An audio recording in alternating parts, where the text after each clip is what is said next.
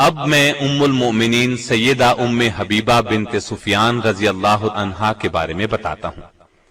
آپ رضی اللہ عنہا کا نام رملہ، کنیت ام حبیبہ، والد کا نام ابو سفیان اور والدہ کا نام صفیہ تھا۔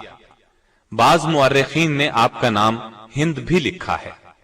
معاویہ رضی اللہ عنہ کی بہن تھی، اعلان نبوت سے 17 سال پہلے پیدا ہوئیں، شروع ہی میں مسلمان ہو گئی تھیں۔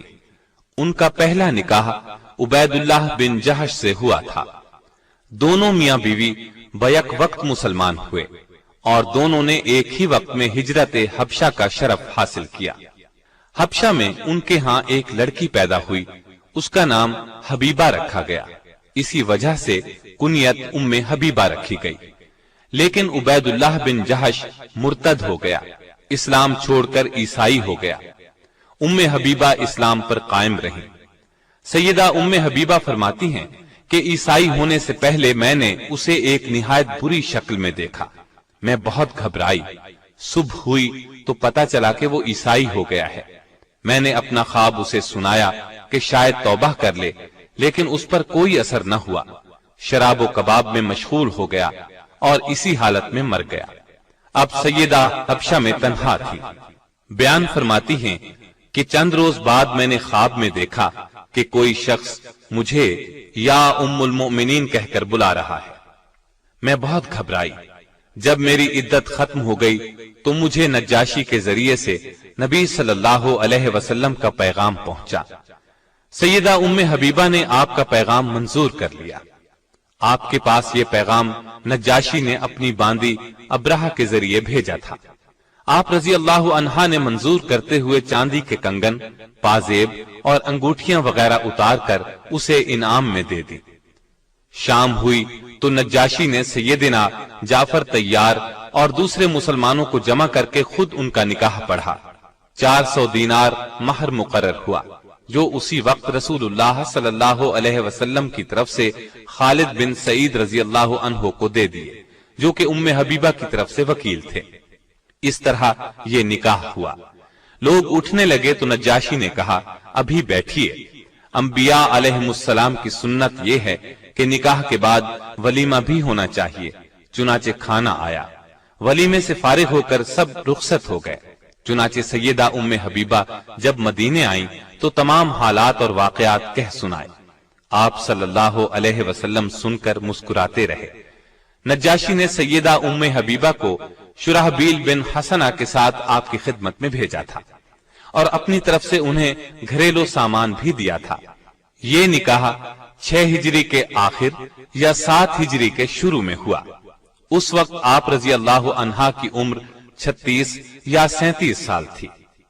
ابن حیثمہ نے اپنی تاریخ میں مصعب بن عبداللہ کے حوالے سے لکھا ہے کہ رسول اللہ صلی اللہ علیہ وسلم نے ام حبیبہ سے نکاح کیا تو اس زمانے میں ان کے والد ابو سفیان مسلمان نہیں ہوئے تھے۔ سیدہ ام حبیبہ صورت اور سیرت دونوں کے لحاظ سے ممتاز تھی۔ آپ رضی اللہ عنہا کی روایت کردہ احادیث 65 ہیں۔ آپ کو اسلام اور رسول اللہ صلی اللہ علیہ وسلم سے بہت محبت تھی۔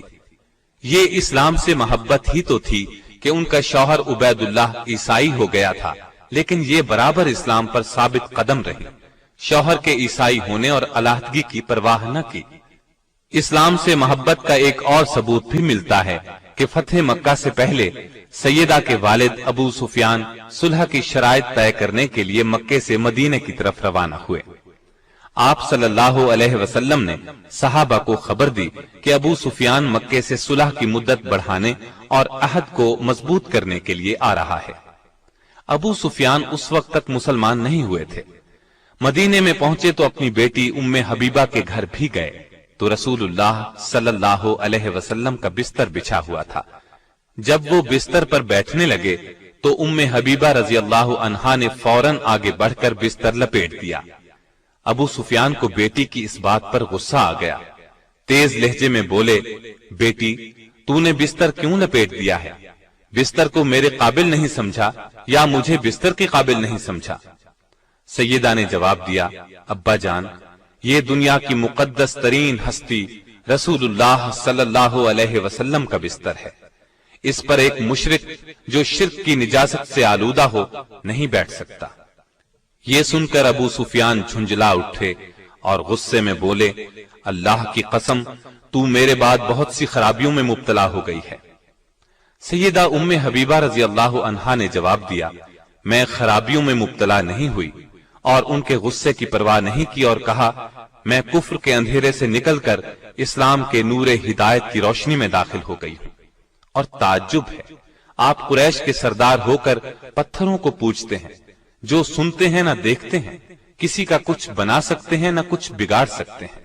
آپ حدیث پر شدت سے عمل کرتی تھیں، دوسروں کو بھی اس کی تاکید کرتی تھیں۔ وفات کے وقت سیدہ عائشہ رضی اللہ عنہا اور سیدہ ام سلمہ رضی اللہ عنہا کو بلایا اور فرمایا، مجھ میں اور تم میں وہ تعلقات تھے جو سوکنوں میں ہوتے ہیں، ہم میں کبھی کبھی بتقاضائے بشریت کوتاہی ہو جاتی تھی، اس لیے مجھے معاف کر دیجئے اور میرے لیے دعائے مغفرت کیجئے۔ اس پر سیدہ عائشہ رضی اللہ عنہا نے فرمایا، تم نے مجھے خوش کر دیا، اللہ تمہیں بھی خوش رکھے۔ آپ رضی اللہ عنہا فطرتاً نیک تھی، ان کی ایک حدیث سے دین کی محبت کا اندازہ ہوتا ہے۔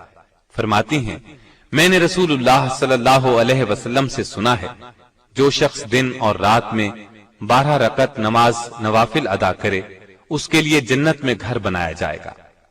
اس کے بعد فرماتی ہیں، جب سے میں نے آپ صلی اللہ علیہ وسلم سے یہ بات سنی، ہمیشہ نوافل پڑھے، کبھی ان کو ترک نہیں کیا۔ آپ رضی اللہ عنہا کے ہاں عبید اللہ بن جہش سے 2 بچے پیدا ہوئے، ایک عبداللہ، دوسری حبیبہ۔ 44 ہجری میں مدینے میں انتقال فرمایا۔ اس وقت ان کے بھائی سیدنا امیر معاویہ کی خلافت تھی۔ وفات کے وقت عمر 73 سال تھی۔ اللہ تعالی کی ان پر ہزارہا رحمتیں ہیں۔